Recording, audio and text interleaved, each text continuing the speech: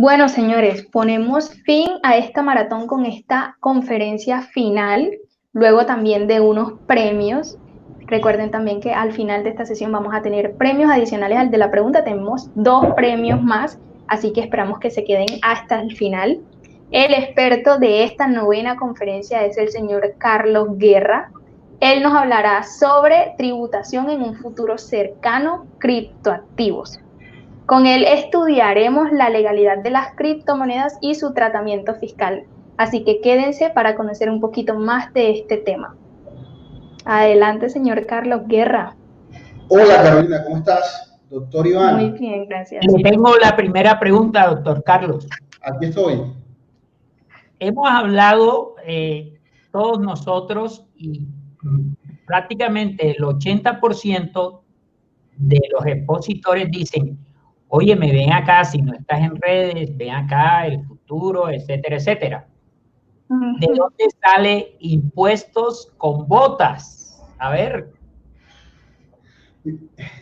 Bueno, es que las personas que me siguen y me conocen, naturalmente saben que mi contenido es exclusivo del sector construcción, porque toda mi vida he trabajado en ese sector, tanto es así que me he especializado en él. Es decir, yo soy contador público, me estoy formando como abogado, me especialicé en impuestos y yo mismo he creado una subespecialización.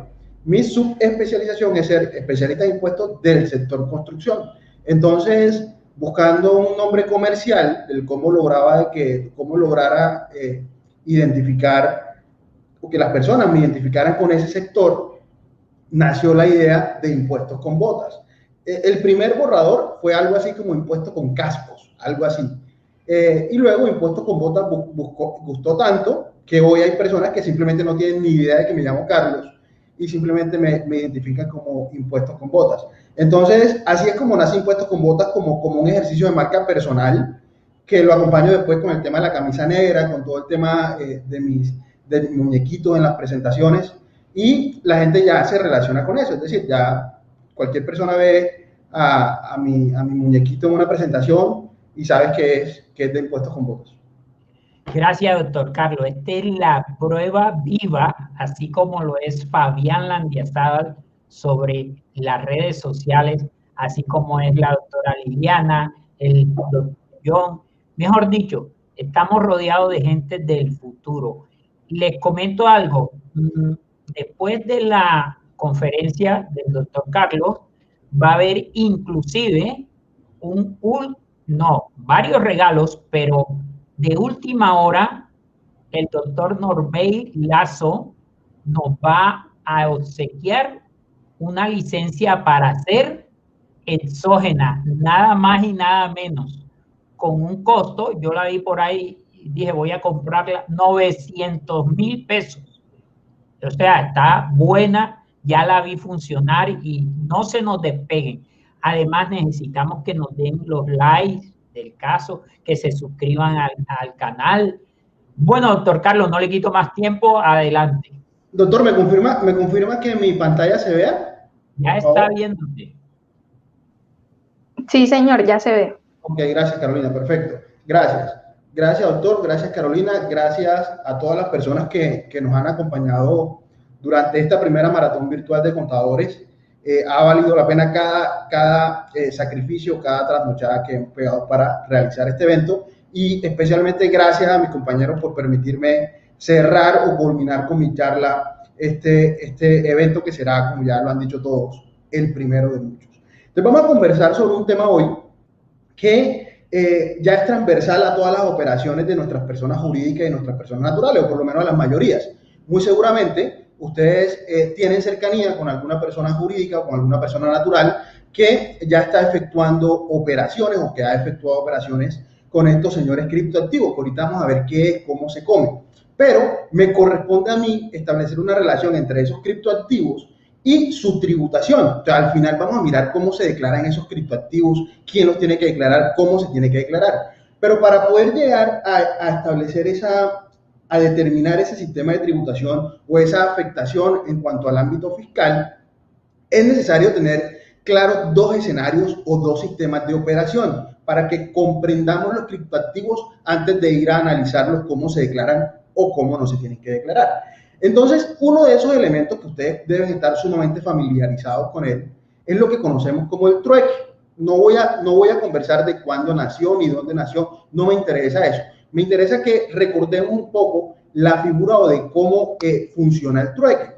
Pues básicamente en el trueque lo que existe es un intercambio de productos o servicios. En esta imagen que les traigo acá, que grafica un poco lo que pretendo mostrarles, básicamente lo que se consigue es eso, básicamente lo que demuestra eso. Dos personas que tienen un exceso de producción en determinado producto, pues realizan el intercambio de este y satisfacen una necesidad puntual que tengan. Y es lo que yo he llamado en esta primera parte, y si están tomando nota, por favor, cópienlo por ahí, el intercambio de activos de la madre tierra. Entonces, en esta manera más básica, más elemental de entender lo que es el trueque, se dio como ese intercambio de activos generados por la tierra. Entonces, simplemente habría una persona que tenía un exceso de producción en determinado elemento y tenía la necesidad de otro elemento que consistía o que existía en un exceso de producción de una persona B. Esas personas se encontraban y simplemente hacían ese intercambio sin ningún tipo de regulación, sin necesidad de un tercero que vigilara o que certificara ese tipo de operación. Y eso existe, ha existido y existirá. Aún hoy hay operaciones de trueque en cuanto a bienes y servicios. No va a dejar de existir, naturalmente. Pero ¿qué pasa con esas operaciones como las conocimos en su momento? Es decir, su manera más básica, su manera más primitiva.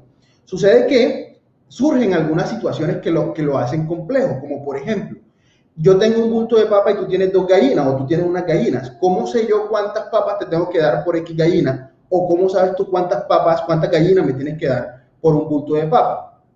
Y hay otra situación que la hace un poco más compleja en su practicidad, y es, por ejemplo, tengo que salir a buscar quién tiene en exceso eso que yo estoy buscando, porque no es pararme en una esquina con mi bulto de papa y esperar que llegue cualquier persona a intercambiarme cualquier cosa. No, necesariamente tiene que satisfacer una necesidad que yo estoy buscando. Entonces, en esa época no existía Amigo Contable, no existía Instagram, nadie iba a publicar en Instagram, estoy buscando tal cosa como sucede hoy.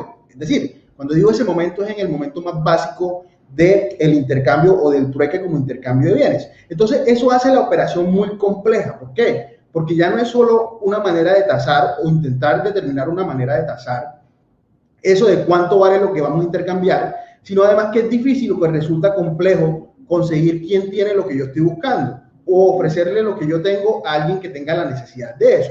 Entonces, es así o es de esa manera que más adelante en la historia aparece lo que conocemos como la moneda. Es importante hacer una precisión, y es que yo no estoy haciendo un recuento histórico de la economía, no estoy haciendo eso. Simplemente acabo de determinar cómo funcionaba en su manera más básica lo que todos conocemos como el trueque. Y ya hice un salto en la historia para llegar a la moneda. Obvié hablar de la sal, de los lingotes de oro, porque no me interesa su operatividad. Me importa que conozcamos cómo funcionaba el trueque en su manera más básica y que llegue al surgimiento después de la moneda como una opción o como la opción para resolver esos interrogantes que el trueque había planteado, ¿no? Como de determinar qué cantidades o facilitar la búsqueda de quién tiene lo que yo estoy necesitando. Entonces, deja de existir ese intercambio como el trueque o como conocemos el trueque de un elemento por otro elemento. Entonces, la moneda entra a ser un elemento fundamental en ese intercambio o en ese consumo de bienes y servicios.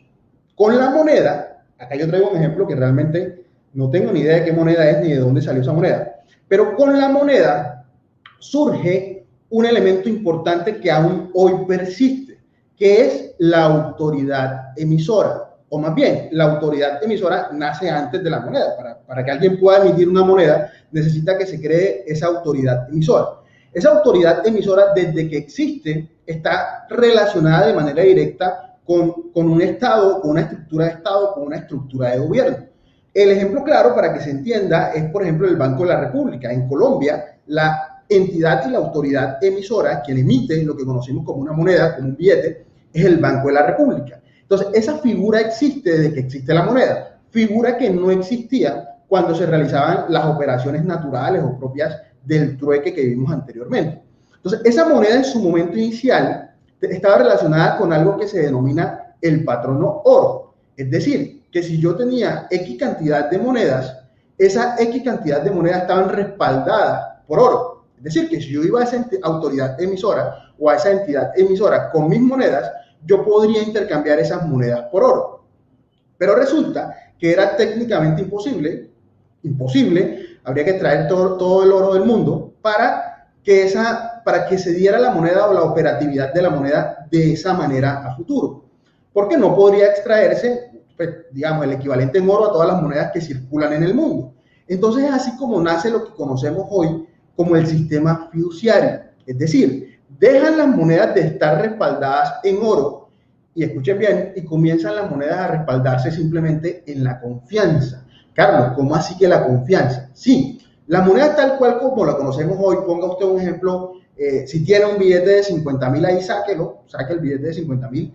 Esa moneda tiene un valor porque todos le hemos aceptado el valor que tiene. Es decir, cuando el Banco de la República lo imprime, le coloca que tiene 50.000 pesos, le coloca su sello para que no los falsifiquen, pero al final ese billete circula con ese valor, es porque todos aceptamos darle ese valor. Eso es lo que se conoce como el sistema fiduciario, que está basado en la confianza. Entonces ya no es necesario que una moneda esté respaldada por oro, sino que lo que entra a respaldar esa moneda es la confianza. Carlos, ¿y tú por qué nos estás hablando del trueque? ¿Por qué nos estás hablando de la moneda? ¿Por qué nos estás hablando del ente emisor? ¿Por qué nos estás hablando del sistema fiduciario? Porque resulta que desde hace mucho tiempo se hablaba de criptoactivos o de activos encriptados, pero realmente lo que conocemos hoy como criptomonedas, como criptoactivos, que ahorita establecemos una relación o una diferencia si la hay, nace en el 2009 con una persona que aún hoy no se sabe quién es, pero que se autodomina o se hace llamar Satoshi Nakamoto. En el 2009 nace la primera criptoactivo, la primera criptomoneda como la conocemos hoy, que es el Bitcoin, que sigue siendo aún hoy la moneda electrónica más importante. Entonces, ¿qué pasa cuando nace el criptoactivo y por qué era importante hacer ese recorrido que hice anteriormente del trueque y luego del nacimiento de la moneda? Porque resulta que con el nacimiento del criptoactivo o del Bitcoin o de las criptomonedas, desaparece la autoridad emisora. Es decir, que esto que conocíamos anteriormente acá, que nace con la moneda, que nace propiamente con la moneda, que es la autoridad emisora, al existir el Bitcoin, eso es lo primero que desaparece. Es decir, se descentraliza la generación de una moneda, lo que quiere decir que no es un ente relacionado con el Estado o con una estructura de gobierno quien emite la moneda, sino que un privado o un particular hoy, bajo lo que conocemos como criptoactivos o como criptomonedas, puede generar esos criptoactivos. Y ahorita más adelante vamos a ver qué se le llama minero y cómo opera. Pero hasta aquí me interesa que tengamos claros esto, que cuando nace la criptomoneda, lo primero que desaparece es la autoridad emisora, porque cualquier persona podría crear su propia moneda o su propio criptoactivo con un lenguaje de programación, con unos algoritmos que no es el caso que nos compete hoy. Pero me importa que les quede claro, me interesa que les quede claro, que lo primero que desaparece cuando nace el criptoactivo o la criptomoneda es la autoridad emisora. Y lógicamente, pues ya sabemos que el patrón de oro ya no existía, menos va a existir con lo que conocemos como criptoactivo. Hay personas, en teoría, que dicen que desaparece también el sistema fiduciario. Realmente yo creo que el sistema fiduciario, como su filosofía, como sus principios, no desaparece con los criptoactivos, porque precisamente es esa aceptación generalizada del valor que tiene el criptoactivo como una moneda o como un activo, lo que permite hacer transacciones. Si no existiese ese sistema fiduciario, simplemente sería imposible hacer transacciones. Por eso para mí sí existe aún bajo la figura o bajo la plataforma de criptoactivos lo que conocemos como el sistema fiduciario. Entonces, como desaparece la autoridad emisora, lo que ha pasado en el mundo entero en la regulación de los criptoactivos es que no se acepta como una moneda. ¿Por qué? Porque para que sea una moneda necesariamente debe cumplir con las características que mencionamos ahorita. Es decir, no podemos hablar de una moneda circulante, una divisa, si no está emitida por un ente o una autoridad emisora. Entonces, esta es la primera conclusión a la que podemos llegar acá. Cuando estamos hablando de criptoactivos, hoy, como existe la regulación en Colombia, no podemos hablar de una moneda. No podemos hablar de una moneda, vamos a hablar de un activo. ¿Por qué? Porque así lo ha establecido el Banco de la República, la Superintendencia Financiera, que ahorita vamos a hacer relación a ellos. Entonces, ¿qué pasa? Que realmente las operaciones que estamos haciendo hoy hoy con criptoactivos o con criptomonedas no se parecen a la operación con el billete o con la moneda que habíamos establecido. No, se parece realmente a ese trueque básico que establecimos en la primera presentación. Por eso era importante presentarlos, y si decían, este man, ¿por qué comienza a hablar del trueque? Es por eso, porque realmente lo que estamos intercambiando hoy con criptoactivos es el intercambio ya no unos activos de la madre tierra, como definimos lo primero, sino el intercambio de unos activos de la madre tecnología. De esa manera, si yo quiero comprar papas, quiero comprar gallinas, no necesito llevar otras papas, no necesito llevar vacas, no necesito llevar nada. Simplemente con los criptoactivos basta para que yo realice ese intercambio. Entonces, conclusiones hasta acá. Realmente cuando estamos hablando de operaciones con criptoactivos, no estamos hablando de operaciones con una moneda. ¿Por qué? Porque no se ha aceptado por la regulación, que no existe, ahorita vamos a verlo, el término de moneda, sino que vamos a hacer un intercambio de activos. El equivalente de lo que conocimos al principio, lo que vimos al principio, como el trueque.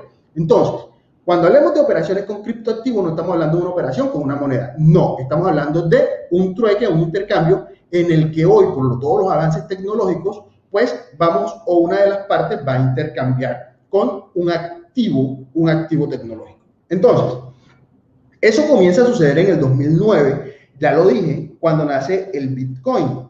Entonces, lógicamente, a esas personas que pierden protagonismo comienzan a hacerse preguntas, pero ¿cómo así que en el mundo está sucediendo que una persona puede generar su propia moneda y realizar operaciones transnacionales? ¿Cómo es eso? Entonces, los primeros que se preguntan son, lógicamente, los emisores, pero ¿cómo así? Si ese es mi papel, ¿cómo así que ahora un privado va a hacer lo que yo por ley me corresponde hacer?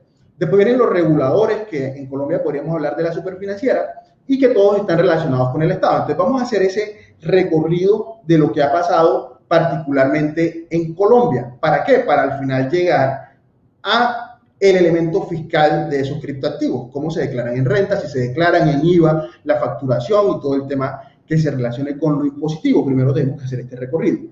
Entonces, resulta que el Banco de la República, que ya vimos que es el ente emisor en Colombia, es decir, ese que nace con la moneda que desaparece con el Bitcoin, en reiterados documentos ha manifestado esto que yo resumo en varios puntos acá, pero básicamente en todos dice lo mismo. Lo primero que dice es, no se puede reconocer el criptoactivo como una moneda. Será un activo, será otra cosa, pero no es una moneda. Lo segundo que dice es que debemos tener mucho cuidado, porque el hecho de que sea de libre creación y que las operaciones no estén centralizadas en nada, puede propender por un tema de lavado de activos, por un tema de corrupción, por un tema relacionado con ese tipo de cosas que busca el sistema financiero proteger. Pero al no estar el sistema financiero haciéndolo, pues sugiere el Banco de la República que se va a tender a utilizar para ilícitos esas figuras. Y lo que me importa realmente a mí de esta parte de acá es esta parte final. Es que simplemente no existe un marco legal o regulatorio o unas políticas públicas que hagan referencia a esos criptoactivos. Entonces aquí vendría como la segunda conclusión. En Colombia no tenemos hoy una regulación de las operaciones con criptoactivos. Anótenlo por ahí para ir dándole claridad a ese tema. Entonces, si quieren ir sacando conclusiones de lo que hemos dicho varias cosas. Lo primero, las operaciones con criptoactivos son más parecidas a un trueque que a cualquier otra operación. Segundo, cuando estamos hablando de operaciones con criptoactivos, estamos hablando de un intercambio de activos. ¿Por qué? Porque no hay una moneda ahí. Tercero, no hay un ente emisor. No hay un ente emisor de la moneda. Cualquier privado particular lo puede hacer. Cuarto, el ente emisor ha dicho que no se acepta el criptoactivo como una moneda y ha dicho que debemos tener cuidado con todo el tema de lavado de activos y demás, que es lo que les he resumido acá. Entonces, ¿qué ha dicho el Banco de la República a lo largo de todas las circulares que ha emitido, de todas las comunicaciones que ha emitido? Ha dicho, bueno, listo. No se puede aceptar el criptoactivo como una moneda por simplemente no cumplir con el elemento, no cumplir con el elemento de que exista un órgano emisor. Pero como las operaciones se están dando, como el mundo es cambiante, como la tecnología cambia, como las operaciones van a seguir cambiando, ustedes vieron, nació el trueque, luego la moneda, pues hoy estamos en esa evolución. Entonces, como se están haciendo intercambios, el Banco de la República dice, listo, entonces no le llamemos criptomonedas, llamémosles criptoactivos. Entonces es ahí cuando comenzamos a hablar de toda la regulación relacionada, ya no con criptomonedas, sino con criptoactivos, aunque en esencia seguimos hablando de lo mismo. Digamos que habría un nombre comercial y un nombre técnico hasta donde vamos, ¿no? El nombre comercial sería criptomonedas y el nombre técnico, que es el que ha aceptado el Banco de la República, es hablar de criptoactivos. Simplemente, digamos que el Banco de la República se sintió celoso y dijo, no podemos hablar de monedas porque quien emite las monedas soy yo. Entonces vamos a ponerle otro nombre a eso y se va a llamar criptoactivos. Así vamos hasta acá con el tema regulatorio, pues hasta lo que hemos dicho hasta este momento. No hemos lanzado ninguna aseveración más. Entonces, ¿qué está pasando hoy? Hoy está pasando esto en la realidad, es decir, en el día a día de las personas que están trabajando con criptoactivos. Usted puede ir a una casa de cambio porque existen casas de cambio y usted puede cambiar los criptoactivos que tenga por dólar o por pesos. Puede comprar o vender criptoactivos. Además, ya sabemos que en el mercado hoy, por esa operación más de trueque que cualquier otra cosa, yo puedo ir a un hotel y pagar mi hospedaje con un criptoactivo. Esta práctica está totalmente ya siendo utilizada, es habitual. Uno va a la Sierra Nevada de Santa Marta y lo encuentra, uno va aquí en hoteles en Cartagena lo encuentra, es habitual. Entonces, la pregunta acá sería, pero ven acá, ¿esto es legal o esto es ilegal? ¿Qué dicen los bancos? Y al final lo que vamos a responder, ¿qué pasa con los impuestos? Entonces, vamos a intentar responder estas tres preguntas en ese orden. Es decir, primero decir si es legal, si es ilegal, qué dicen los bancos y qué pasa con el tema de los impuestos. Allá pretendo que lleguemos dentro de un rato. Entonces, recuerden que ya les hablé lo que dijo el Banco de la República como órgano emisor, que pierde protagonismo porque al no ser una moneda, el criptoactivo lo emite cualquiera. Ahora resulta que hay unos entes reguladores. Por ejemplo, tenemos la Superintendencia Financiera. ¿A quién regula? Pues lógicamente a sus vigilados, que son las entidades financieras. Entonces, ellos han sacado varias circulares relacionadas con el tema de criptoactivos. Pero en todas esas circulares que acá abajito se las dejo y que en el material muy seguramente la van a encontrar, pues básicamente han dicho lo siguiente, mira, es que esto no es una moneda, lo mismo que dijo el Banco de la República, no es una moneda. Y yo no puedo permitir que mis entidades vigiladas, es decir, que las entidades financieras, realicen operaciones con criptoactivos. ¿Por qué? Por lo que ya acabamos de mencionar, por el riesgo alto de operaciones ilegales, por el tema de lavado de activos. Entonces existe una prohibición, que ahorita vamos a revisar eso cómo está hoy, existe una prohibición con todas esas circulares de las entidades financieras para realizar operaciones con criptoactivos. Y eso realmente fue lo que causó el problema o lo que ha causado el problema en el mundo.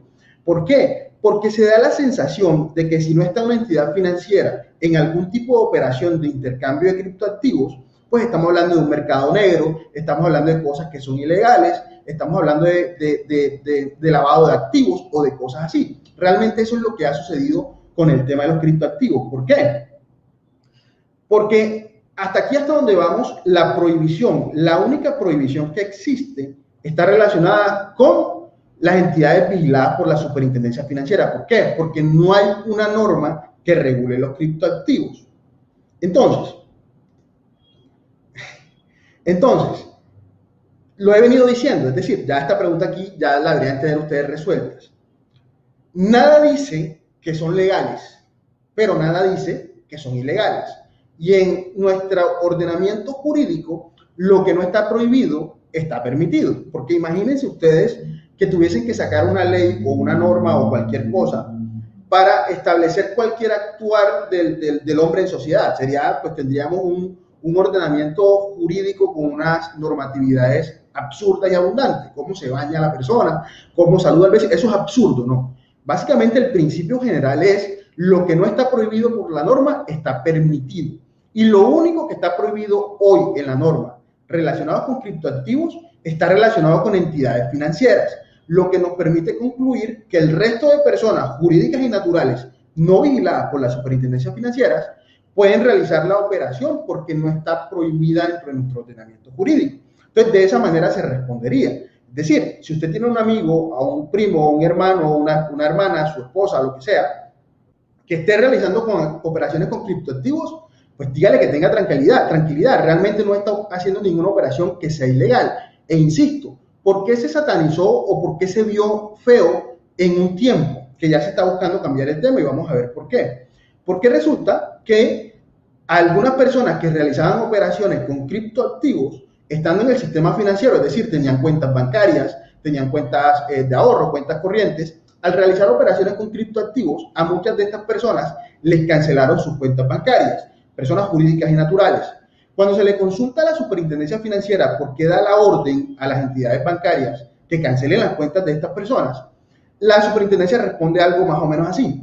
Mira, es que no es que la estemos cancelando porque estén realizando una operación ilegal. Las estamos cancelando porque las entidades financieras, que al final son las que emiten las cuentas, quienes abren las cuentas, no pueden realizar una operación relacionada con criptoactivos. Entonces terminaba siendo perjudicada esta persona que estaba haciendo una actividad permitida por la prohibición que tenía la entidad vigilada, que venía siendo el banco. Entonces eso ayudó a que se satanizara un poco más todo el tema de los criptoactivos, porque claro, las personas al ver que les cancelaban las cuentas por tener una operación en criptoactivos, decían, estoy haciendo una operación que es ilegal.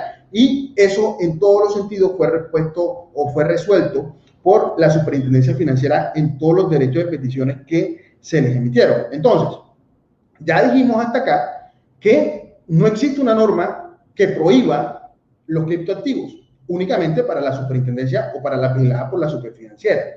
Pero tampoco existe una norma que lo regule. Es decir, no hay una norma que diga qué es un criptoactivo, cómo se realiza la operación, quiénes intervienen, quiénes son los sujetos. No hay una norma que lo regule. Ya dijimos que la prohibición es para las vigiladas y que esa prohibición es lo que hacía que funcionaban las operaciones con criptoactivos como en un mercado negro, como si estuviésemos haciendo un ilícito, como si fuese incorrecto. Esa prohibición a las entidades financieras es la que propendían por este tema. Pero ¿qué está pasando? Resulta que el 1 de marzo del 2021 comienza un piloto de criptomonedas. ¿Bajo la vigilancia de quién? Bajo la vigilancia de quien había dicho todo el tiempo que las entidades financieras no podían realizar operaciones con criptoactivos, es decir, la Superintendencia Financiera. Entonces, ¿qué está pasando? Que desde el año pasado, todos estos entes que ya hice mención, como el Banco de la República, como la Superintendencia, como el gobierno, como entidades descentralizadas, dijeron, ok, no podemos oponernos a algo que está ocurriendo en el mundo y que va a seguir ocurriendo.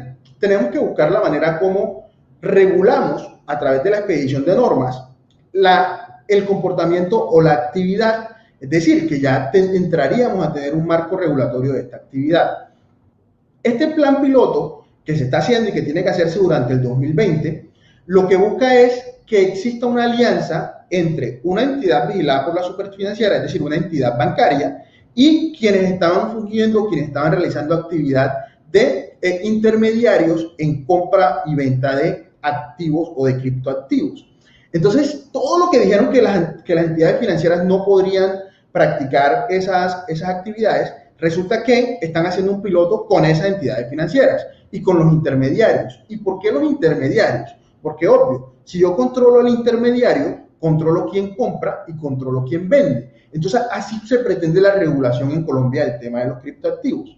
Entonces, esta prueba que está lanzando la Superfinanciera, que hay alianzas de Banco de Bogotá con algunos intermediarios, de Bancolombia con algunos intermediarios, de la vivienda con algunos intermediarios, sigue o continúa porque en el 2019, por allá en mayo, en la Cámara de Representantes se presenta un proyecto de ley, que es el proyecto de ley 033. Lo pueden consultar, ahí les queda el enlace para que lo consulten, tiene 40 y algo de páginas y es fácil de leer. Ese proyecto de ley, que ya pasó el primer debate, fue presentado por algunos representantes de la Cámara, entre otros por Mauricio Toro, que lo tuvimos por acá conversando de la ley de pagos a plazo justo con Andrea, con Liliana, con el doctor Iván hace un par de semanas. Lo que busca es precisamente lo que está haciendo el Banco de la República ahorita con los intermediarios. ¿Y qué es?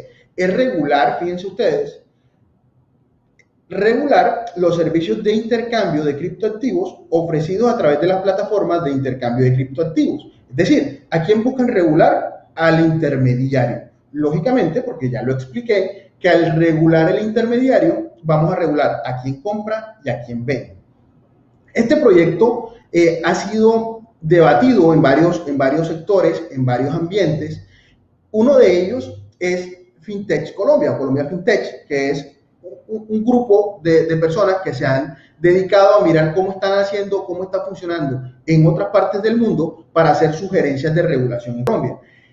Por ello es bien visto, es decir, a ellos les parece que de la manera en la que se pretende la regulación de las actividades de criptoactivo en Colombia va a buscar desatanizar lo que anteriormente se había satanizado, porque simplemente ya tendríamos a una entidad financiera dentro de la operación o como parte de la operación. Listo, entonces ya hicimos un recorrido, porque ya me está diciendo este personaje que, ajá, ¿tú viniste a hablar de impuestos o viniste a hablar de qué? Entonces hicimos un recorrido interesante. ¿Con qué comenzamos? Comenzamos hablando del trueque, porque luego íbamos a concluir que realmente todas las operaciones que estamos haciendo con criptoactivos hoy son operaciones de trueque. ¿Por qué? Porque el criptoactivo no es una moneda. También dijimos que no es una moneda porque carece de una entidad o de un órgano emisor. Y que hoy ya sabemos que hay un borrador de regulación y que la prohibición que existe únicamente se extiende a las entidades vigiladas por la Superintendencia Financiera. Eso es lo que he dicho hasta acá. Es decir, hemos hablado como de qué pasa, cómo opera, pero no hemos dicho nada de impuestos. Entonces ahora sí vamos a mirar algo o un poco de qué pasa en el mundo fiscal con el tema de los criptoactivos. Hay un concepto hito de la DIAN que es el 20.436. Todos los que siguen después de esto hacen referencia a este. Pero este tiene una particularidad que nos comienza a hablar de un personaje que hace parte o que compone todo el esquema de los criptoactivos y hace relación a la minería, que vendría siendo como persona el minero. ¿Quién es el minero?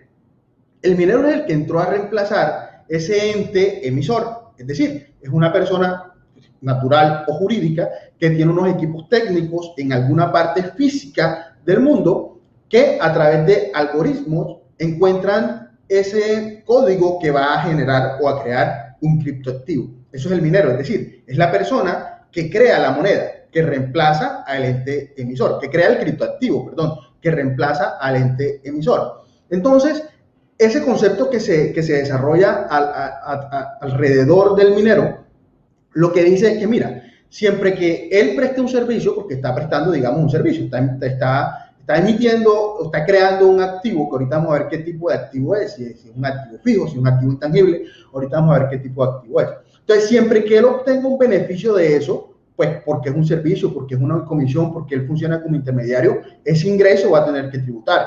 Si él está creando activos para su propio uso o para formarlos para él, pues tendrá que declarar ese patrimonio dentro de su denuncio rentístico, es decir, dentro de su declaración de renta. Eso lo digo con relación al minero, que muy seguramente ustedes conocerán. Si conocen uno, pues será raro, porque normalmente ellos, por todo este tema de satanización, no se dejan conocer, o en su mayoría están por fuera del territorio nacional. Entonces, eso lo dijo este concepto con relación a ellos, pero ¿cómo opera realmente la operación de lo que muy seguramente ustedes conocen hoy como operación con criptoactivos? Este es un ejemplo real que le consultamos incluso a la DIAN, que yo por acá les voy a dejar el concepto, se los dejo colgado allá. Carolina, por favor, me recuerdas.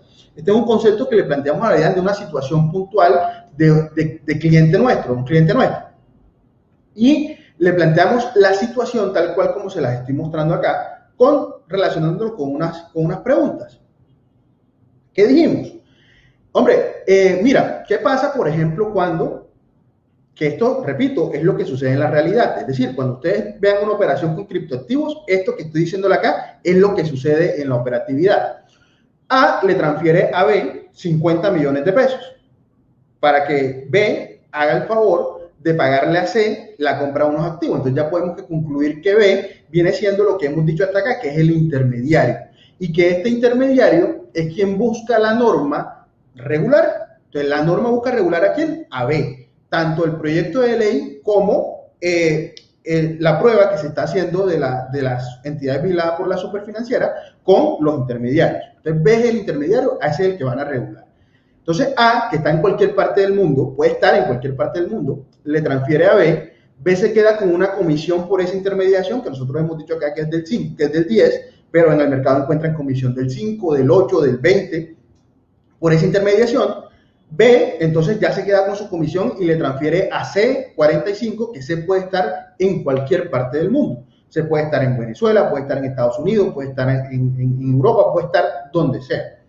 Y C, al final, que viene siendo el vendedor, C le transfiere, pero ya no en pesos, ni en euros, ni en dólares, sino que le transfiere, ¿qué? Criptoactivos. Le transfiere el activo a A, le transfiere ese algoritmo, ese intangible, se lo transfiere a A en cualquier parte que esté. Entonces, esta es la operación que vamos a comenzar a analizar, porque aquí no está el minero. El minero fue el que creó ese criptoactivo, que aquí alguien más está intermediando su operación. Bien podría ser, porque en algunos casos el minero también es B. Entonces el minero crea la moneda y la pone en circulación, crea el criptoactivo, lo pone en circulación y es intermediario, es decir, opera entre quien lo compra, busca quien lo vende y funciona como, busca quien lo va a comprar y funciona como vendedor, que era lo que respondía el concepto anterior, que él ahí tendría que tributar pues una comisión por eso.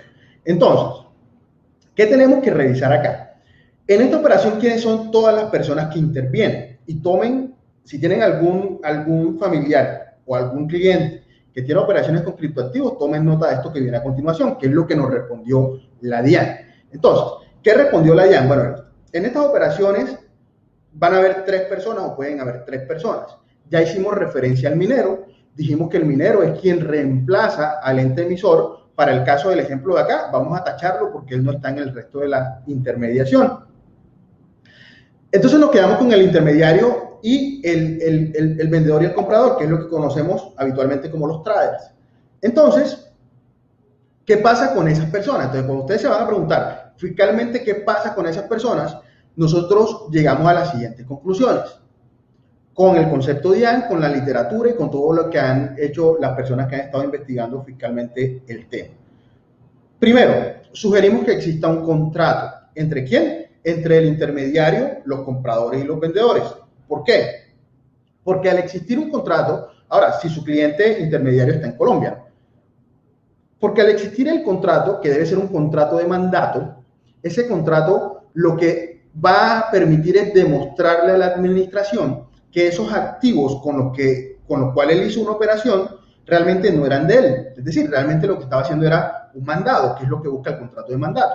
Él simplemente conocía a un comprador, conocía a un vendedor, se ganó una comisión por ponerlos de acuerdo. Entonces, de esa manera, para B, que seguramente es quien ustedes más conocen, para B, con ese contrato de mandato, pues tendrá que únicamente declarar en renta, por ejemplo, en renta, esa comisión por esa intermediación que está recibiendo. Y nadie podrá preguntarle, o bueno, sí podrán preguntarle, ¿por qué recibiste 100 millones de pesos en tu cuenta? Ah, pero es que mira, yo tengo este contrato, que estos 100 millones de pesos en mi cuenta los recibí, por ejemplo, de Alemania, pero se los pagué, por ejemplo, a alguien en Venezuela para hacer una operación de intermediación. Eso es legal. Lo que sugiero que hagan es que lo soporten a través de un contrato para que se eviten problemas posteriores, es decir, tener que demostrar si la plata ingresó, si lo compró, si no. Con el contrato sería mucho más fácil hacer la prueba. Entonces, lo segundo que ustedes tienen que buscar en esa operación es para quién se configura un ingreso. Es decir, quién podría tener un beneficio que sea susceptible de incrementar su patrimonio, ¿no? Que es la definición que conocemos nosotros todos de ingreso. Entonces, naturalmente, para B hay un ingreso, ¿no? Por esa comisión de intermediación hay un ingreso que va a incrementar su patrimonio y que necesariamente tiene que declararlo en renta. Ahora, ¿qué pasa con A y qué pasa con C? Hombre, que A podría tener en algún momento determinado un ingreso en su operación de compra y venta. Es decir, yo compro a $1 y vendo a $2, que al final es, digamos que es el negocio, ¿no? Pero lo que resulta complejo en tributación, hoy sin regulación, porque no existe regulación hoy, ya lo hemos mencionado en reiteradas ocasiones, lo que resulta complejo sería determinar cuál es el valor de la operación. Es decir, yo podría vigilar una operación que hizo una persona de Europa con una persona de aquí de Latinoamérica o de Centroamérica, pues resultaría complejo, ¿no? Resultaría como complejo perseguir ese ingreso. Pero supongamos que todas las personas están aquí en Colombia, que no sucede así, pero supongamos un ejemplo que todas las personas están aquí en Colombia, tanto el intermediario como el comprador como para el vendedor. Pues entonces ya dijimos que el criptoactivo es un activo, todavía no hemos dicho qué tipo de activo es, pero es un activo. Entonces realmente cuando yo lo compro, ¿qué estoy haciendo? Estoy incrementando mi valor, el valor de mi patrimonio, ¿no? y debo reconocerlo al valor patrimonial de ese activo. Y así debo declararlo en renta. Entonces, ¿cuándo tendré un ingreso yo? Pues necesariamente cuando lo venda a un mayor valor. Entonces, ya cuando lo venda a un mayor valor, lo que voy a hacer es la misma operación que hago si vendiera, por ejemplo, una casa. Entonces, si yo vendo una casa, el valor de la venta menos su costo, que es el costo de la adquisición, va a representar o una utilidad o una ganancia ocasional.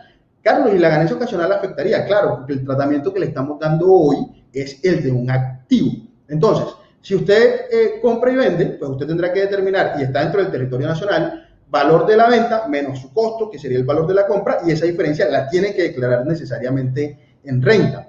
Carlos, y entonces si yo soy C, que yo soy C, el que le estoy vendiendo los criptoactivos a la otra persona, pues en ese momento es que se causa precisamente el ingreso, ¿no? El que acabo de mencionar. Entonces C tendría que mirar a qué costo o construyó, si es un minero, o compró, si es un comercializador, ese criptoactivo para afectarlo al precio de la venta y así determinar su utilidad, tanto en ganancia ocasional como en renta ordinaria.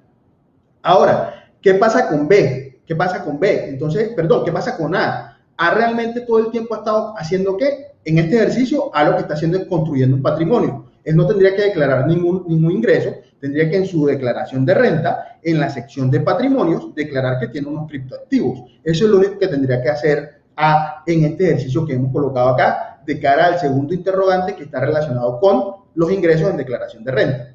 Ahora, ¿qué pasa con el IVA en ese escenario que hemos planteado acá?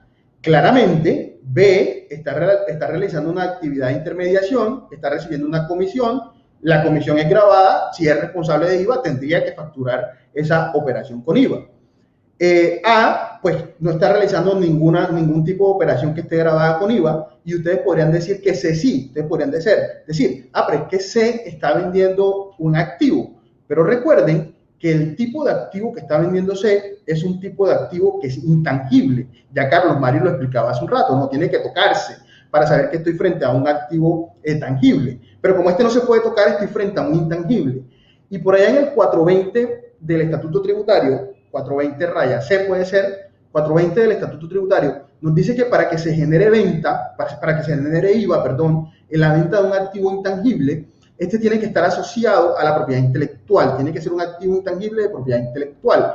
Y aún hoy no tenemos una regulación que nos diga que los criptoactivos, cuando el minero lo crea, es una creación de propiedad intelectual. Entonces, como eso no existe, como esa regulación es ausente, sería un error afirmar que esa operación que hace A estaría, o que hace C, que es quien lo vende acá, estaría grabada con IVA. Otro tema es la facturación, porque la facturación no está relacionada con nada. La facturación simplemente está relacionada con su obligación formal, que es un deber formal de facturar. Entonces, si usted está obligado a facturar por sus operaciones, pues si realiza una operación con criptoactivos, también va a estar obligado a facturar. Por último, ¿qué ha dicho la Superintendencia de Sociedades en ese oficio que les dejo ahí al pie de la presentación? Ha dicho, mira, es que no se pueden hacer aportes sociales con criptoactivos. Es decir, yo no puedo constituir una sociedad, registrarla en la Cámara de Comercio y decir que mis aportes sociales hoy están representados en criptoactivos. Y el argumento es el mismo que ya expusimos, del riesgo, de la exposición al riesgo, de la falta de control, de que no hay un ente emisor, son exactamente lo mismo. Esa figura es hoy. Muy seguramente, mañana ese escenario, con todo el avance normativo que se espera que suceda en el transcurso de este año, esa posición o esa situación cambiará. Entonces, si hacemos un recuento de todo lo que hemos dicho hasta acá, así como un resumen general, para ubicarnos en el contexto, dijimos que las operaciones hoy con criptoactivos son una operación de tipo trueque, ¿sí? Estamos intercambiando activos. Que las personas que intervienen, dependiendo del papel que ocupen dentro de la operación, tendrán unas responsabilidades particulares. Que si usted tiene un cliente que es un intermediario, que es AS, que van a comenzar a regular, por favor, hágale un contrato de mandato para que soporte todas sus operaciones. ¿En dónde está la complejidad del contrato de mandato? ¿O dónde hemos evidenciado nosotros la complejidad del contrato de mandato? En que las operaciones son muy rápidas. Las operaciones son en cuestiones de segundos, en cuestiones de minutos. Entonces, esa formalidad de hacer un contrato muchas veces ralentiza el proceso que naturalmente es rápido. También donde está lo complejo de realizar el contrato de mandato. Y es que yo puedo realizar una operación ahorita, en un segundo, funcionando como intermediario, con una persona B y con una persona C. Y en 10 minutos puedo realizar otra operación entre esos dos. Entonces el contrato de mandato tiene que ser muy puntual. Yo no puedo decir que vamos a hacer un contrato de mandato para las operaciones de tal fecha o de tal cosas. Eso es lo que complica un poco la figura, pero la respuesta que nos ha dado la DIAN en ese concepto que les voy a dejar allá es precisamente esa. Es simplemente usted haga un contrato de mandato para que soporte por qué su cliente tiene 1.000 millones de pesos o pasaron 1.000 millones de pesos en su cuenta, cuando al final su ingreso solamente corresponderá al porcentaje de la intermediación. Otro tema importante como recomendación es que si conoce a alguien que tenga criptoactivos, pues sugiérale que los declare en renta, sugiere que los declare dentro del patrimonio en renta. ¿Por qué? Porque si bien hay una ausencia de regulación, pero una ausencia de regulación en términos, ya conceptualmente se ha ido desarrollando de que efectivamente son unos activos y que pueden ser unos activos intangibles o un inventario, por ejemplo, si usted se dedica a tener en su inventario criptoactivos para ponerlo a la venta.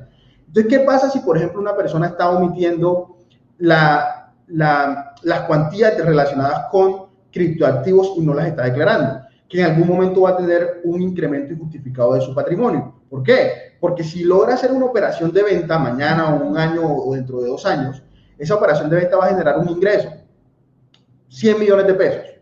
Y ese ingreso necesariamente va a entrar a alguna parte o va a significar algo para él, un carro, una plata en la cuenta o lo que sea que signifique. Eso va a incrementar el patrimonio. Y si usted no logra demostrar, no logra evidenciarle en una declaración de renta que sus ingresos soportan ese incremento del patrimonio, más allá de los reajustes fiscales, más allá de eso, pues lógicamente va a tener que justificar ese incremento en su patrimonio. Entonces la recomendación es que si conoce a alguien que está haciendo operaciones con criptoactivos, primero, si tiene la obligación de facturar, que la facture. Segundo, que si no las incluyen en la declaración de renta, que las comience a incluir, porque muy seguramente van a tener algún tipo de inconveniente posterior con esta figura. Entonces, no siendo más, yo preocupado porque iba a ser extenso, no siendo más, esta sería mi intervención en nuestra primera gran maratón y estoy convencido de que nos vamos a ver en las próximas maratones. No, muchísimas gracias, de verdad. Terminamos temprano y no pensé que fuéramos a terminar temprano, pero pues nos corrimos un poquito de tiempo en las primeras conferencias. Entonces, pues nada, muchísimas gracias, señor Carlos Guerra. Un gusto tenerlo y muy, muy, muy buen tema. Esperamos que haya sido del agrado de los participantes, de los espectadores de esta transmisión en vivo. Tenemos a casi 500 personas viéndonos, hemos bajado considerablemente el número, pues, pero pues considerando la hora estamos más que bien de espectadores. Vamos a darle paso a la pregunta para terminar la rifa, la primera rifa de esta sesión, porque vienen 3 rifas más. Entonces vamos a terminar con esta rifa, la rifa de la conferencia, y empezamos con las más. Dale, entonces preguntemos, por ejemplo, ¿tú miras la respuesta? Porque yo estaba acá haciendo el celular, pero se va como el doctor Iván aquí la saca en pantalla. Entonces, sí. Doctor Iván, aparezca en escena, por favor. Ya dijo, jefe, aquí estoy. Bueno, entonces, doctor, preguntemos algo muy sencillo, ¿no? Así es, Viviano tiene razón. Preguntemos algo muy sencillo, por ejemplo, sencillo, ¿se deben declarar en el patrimonio los criptoactivos?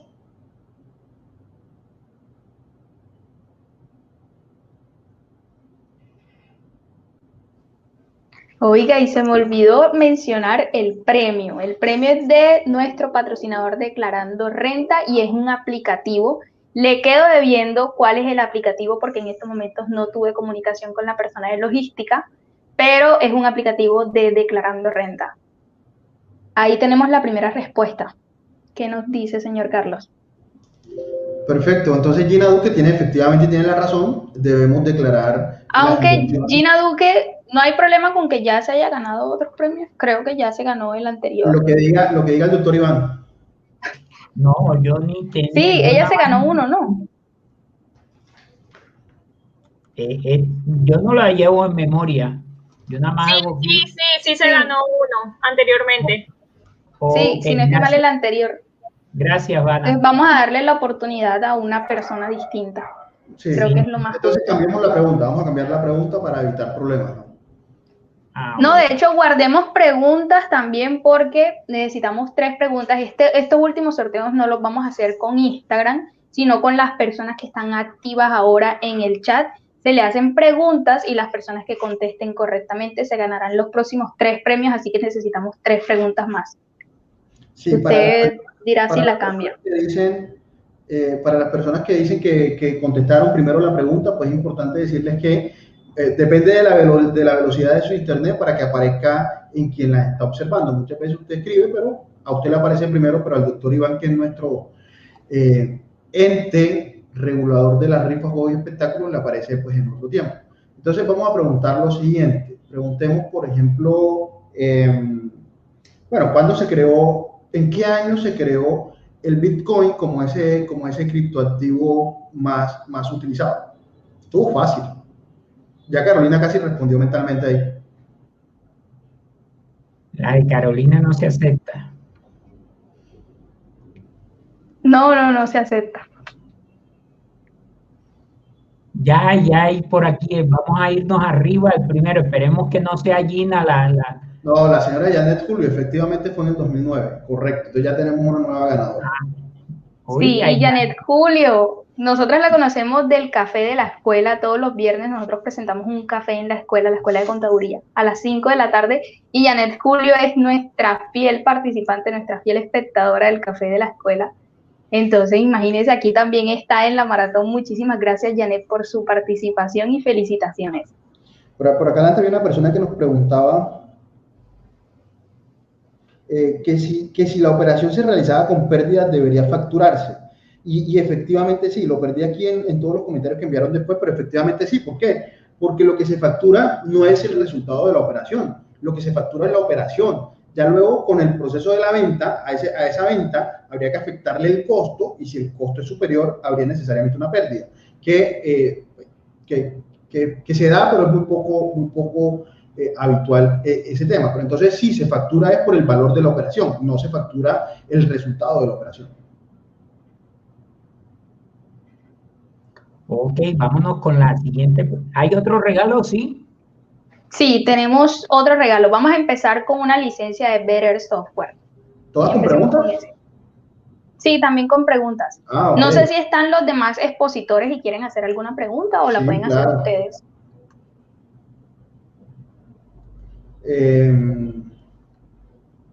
Liliana, a ver, está aquí, está Andreita, está Joan, está Carlos.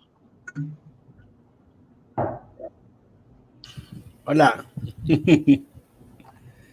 Muchachos, están por ahí y los veo bien.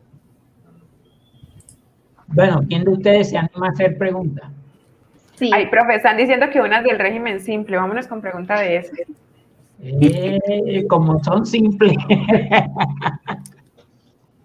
Hay un tope para pertenecer al régimen simple. Hay un tope de ingresos del año anterior. ¿Cuántos VT?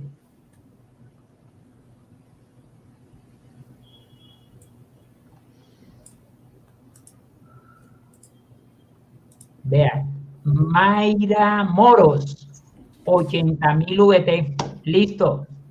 Ganado. Bueno, Mayra es la ganadora de la licencia de Better Software. El siguiente premio sería una página web de Ubicaya. Entonces, ¿quién nos regala una preguntita? De Liliana, ¿no? Bueno, vámonos entonces. Para el tema de valoración de empresas, ¿qué flujo utilizamos? ¿Esta está corchadora? No, está bien. Liliana, pendiente ahí en red social, por favor. Que tú eres y vas a ser la que escoja, la que primero te salga a ti. Yo ya respondí, Liliana, ya respondí. Los de la casa no participan. ¿Quién? Liliana, por favor. Caterina está bien, ahí una respuesta bien. Una tal Caterina. que pasa muy rápido. No, ya dicen ellos. Liliana, por favor, activa micrófono. ¿Quién ganó? Ya, porque es que se me había bloqueado aquí, no. A ver, miremos las respuestas. La primera que me sale.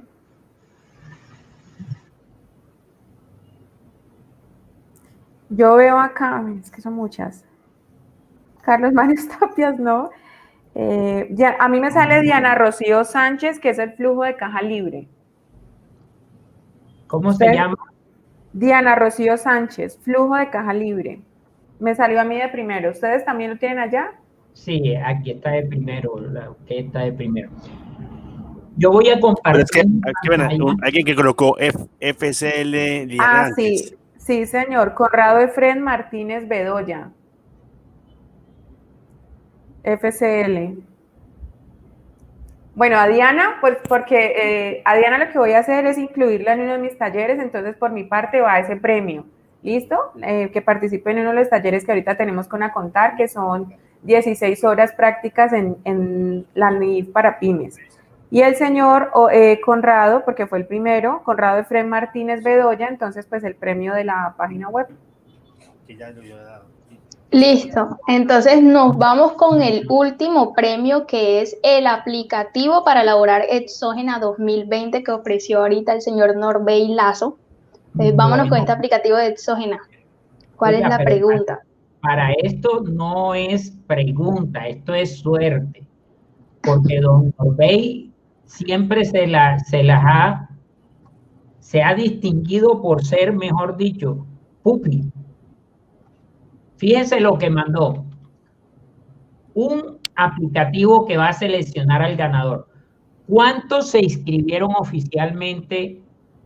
¿Se acuerdan el link que promocionamos la última semana? Se inscribieron 5.162 participantes. Aquí están. Entonces le vamos a dar un pasón de 3.000 milisegundos a la lista y aquí vamos a generar el ganador. Corre la balota, pues. Ahí se ve arriba que van corriendo todos los emails. Eso van a ser 3 vueltas de los 5.000 participantes. Apenas se pare en una, ese es el ganador. Eso porque de verdad a veces yo me escribo, ahí salió, cata1-alpiso125 Este va a ser, ella es la ganadora, bueno, o él, no sé, de pronto son siglas de alguien. Ese es el que gana el aplicativo del doctor Norbey Lazo. Una cosa, yo quiero felicitar a cada uno de los presentes. Ahorita ahí está entrando el último. Doctor, estaba por fuera. Miren, yo creo como el más antiguo del grupo, tengo derecho a hablar de primero, y hemos sido todo un éxito en redes. Un éxito. Yo los felicito a todos. Me han llegado hasta memes nos sacaron. Al doctor Carlos le sacaron el meme y que el muñequito es igualito a él. Entonces, qué bueno. Los dejo en manos de cada uno de ustedes. El que quiera despedirnos a la orden tiene la palabra. Bueno, yo quisiera iniciar en este momento. Yo me encuentro en clase, suspendí un momento en la clase e ingresé acá con ustedes. Definitivamente ese es un proyecto que no viene de hace 15 días. Quienes estamos metidos en este tema saben que es un tema que viene desde diciembre, en una reunión que se hizo con algunos de los que estamos aquí presentes. Y de ahí se empezó a pegar una cantidad de personas. Dentro de esas, pues ingreso yo no estaba en esa reunión inicial, pero pues la idea es esa,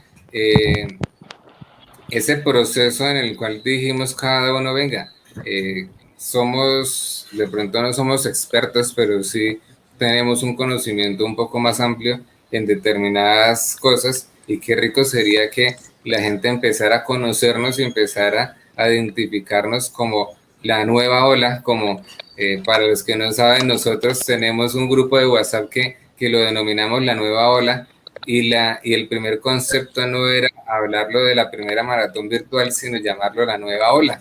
Ese era el primer nombre que se tenía como este ejercicio que teníamos acá. Se invitaron muchas personas, se invitó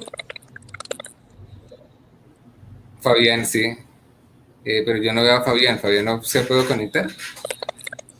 Creo que Fabián no se ha podido conectar.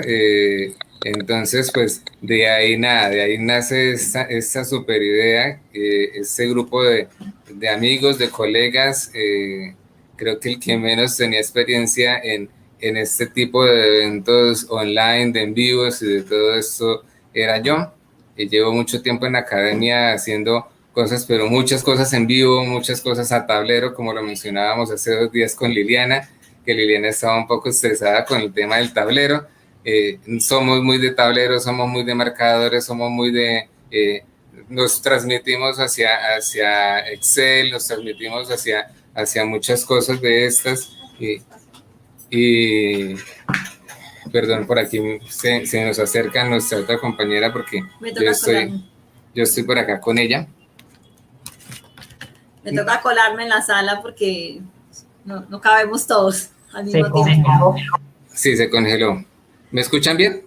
Sí, te escuchamos. Adelante. Listo. Entonces, pues nada, agradecerles a todos, inicialmente a ustedes, compañeros, pues porque confiaron sobre todo en un extraño que era yo.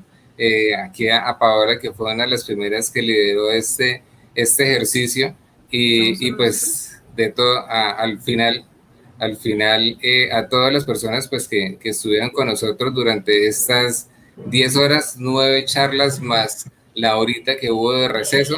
Hola Fabi, ¿cómo vas? Y que confiaron en nosotros pues durante las 9 horas, las 10 horas ya vamos a 10 horas del ejercicio que estamos haciendo, y que esperamos no sea el último. Esperamos que ya haya una segunda, tercera maratón, y como yo lo mencioné en mi charla, pues que se hace referencia de que esta es la maratón, la original. Algunos entenderán por qué. Nosotros sabemos solamente por qué la original. Sabemos nosotros por qué es el tema del original, pero que pues, consideramos en algún momento, tenemos especulaciones de que hubo ahí de pronto especulaciones con el nombre, pero somos la original y somos la que empezamos desde diciembre a generar este proyecto que salió adelante.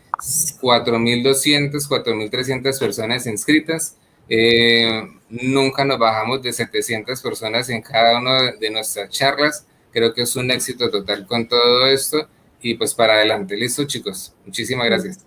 Gracias a todos los que asistieron, un placer haberles compartido y nos vemos en la próxima maratón. Gracias a todos. Carlos está pidiendo la palabra. Gracias. A Carlos Tapias, cuéntanos. Gracias por estarnos bien. Don Carlos, no se vayan, don Carlos, adelante. Don Carlos, no se le oye, conecte el micrófono. Les quería agradecer a todos que me invitaron a esta nueva ola, porque yo he dicho muchas veces, no soy de la nueva ola, soy de salida, tanto que me golpea la tecnología, pero los muñequitos los hago bien. Gracias por la invitación, siempre va a estar disponible con mucho gusto, en la orden. Nos manda saludos el doctor Lerwin Tonsel. Saludos a todos que me invitaron por la maratón. Yo sí, todos, admirado de todos, excelentes charlas. Gracias a la gente que nos siguió, los que están todavía conectados viéndonos, y siempre la orden, muchachos. Yo estoy para ayudar siempre, y ustedes lo que yo tengo con mucho gusto. Yo espero que no me saquen de grupo. Gracias, listo. Aquí un pequeño. Gracias a todos por los comentarios. Carlos. Muy positivos. Gracias a todos por el apoyo.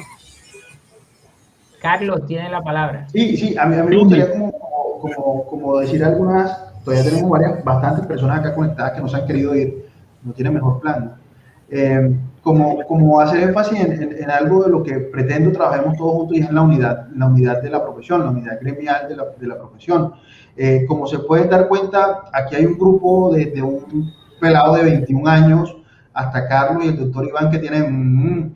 y hay mujeres y hay una gran participación de mujeres y eso es lo que pretendemos hacer, digamos, en adelante con esta profesión. No una sola persona puede trabajar en dignificar la profesión, tenemos que comenzar a dar unos pasos muy pequeños, pero a comenzar a dar pasos en ese camino y solo lo vamos a lograr entre todos, solo entre todos lo vamos a lograr. Yo he combinado a los muchachos que me acompañan hoy a que ayudemos pues por todo el tema de las redes sociales que impacta a que aunemos fuerzas en ese sentido. Entonces, muy seguramente van a escuchar hablar de otros eventos, van a escuchar de otras actividades y si estuvieron con nosotros todo el día acá, al menos más de 500 personas hoy todas acá, todo el día conectadas, yo creo que ya tenemos una gran base de personas que van a servirnos para multiplicar eso que pretendemos hacer con nuestra profesión. Básicamente es agradecerle infinitamente el hecho de que hayan sacado un día entero para estar acompañándonos en esta idea que nació, ya lo dijo Elber, y que entre todos logramos materializar. Joan, el último que falta y... Joan. Solamente queda decir gracias, fue una experiencia muy bonita, enriquecedora, aprendimos bastante todos, uno, y ese es el mensaje, de que estamos con de hacer las cosas, de hacerlas bien, de hacerlas diferente. Entonces, no, eso les voy a decir y gracias por el apoyo, por el amor que nos han dado en todo el día. Lo chévere de esto, y ya para cerrar, qué pena, es que, por ejemplo, yo estoy en Cali, Joan está en Medellín. Igual que Carlos, ¿de qué ciudad nos conectamos hoy gracias a la tecnología? Sí. Estamos Montería, Cartagena, Cali, Medellín, Bucaramanga con Fabián, Pereira y los chicos Bogotá. Sancerón, José está en Sancerón. ¿Y Salcerón qué es, José? Sancerón. Bueno, de Colombia, todos los rincones. Bueno, entonces creo que para cerrar, quiero felicitarlos a todos ustedes, chicos, por estar aquí 10 horas, por materializar este sueño. Muchas gracias a las 500 personas que se conectaron frecuentemente, casi las 1000 que logramos conseguir en el transcurso de toda la conferencia. Gracias a este equipo, y como lo veo en los comentarios, nos están pidiendo que sigamos haciendo más maratones. Un abrazo para todos y que estén muy bien. Nos verán muy pronto. Chao. Chao, muchas gracias. Chao. Gracias. Felicitaciones a todos. Éxito.